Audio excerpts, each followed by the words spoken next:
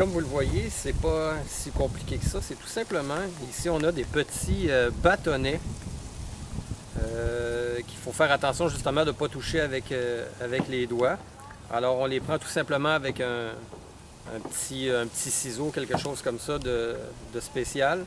Et puis on vient tout simplement insérer ces petits bâtonnets à l'intérieur ici. Comme vous voyez, il y en a déjà deux qui sont installés, un de chaque côté.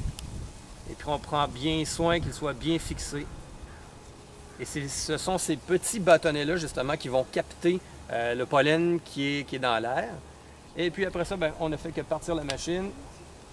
Ça se met à tourner et au fil du temps, ça capte le pollen.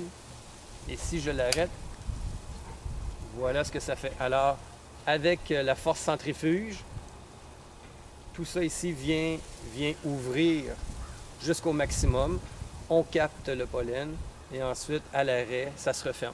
Ça marche environ 1 minute à toutes les 30 minutes, donc à peu près 2 fois l'heure.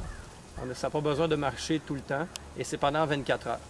Ensuite, ce qu'on fait, lorsqu'on retire les petits bâtonnets, on les insère tout simplement dans ceci, dans un cylindre en caoutchouc. On prend bien soin, encore une fois, de ne pas toucher avec les doigts.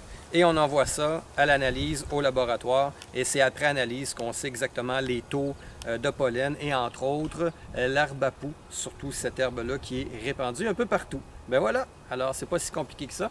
Et cet appareil-là, c'est un petit peu le même procédé que, entre autres, Météo Média utilise pour faire leurs prévisions pollen.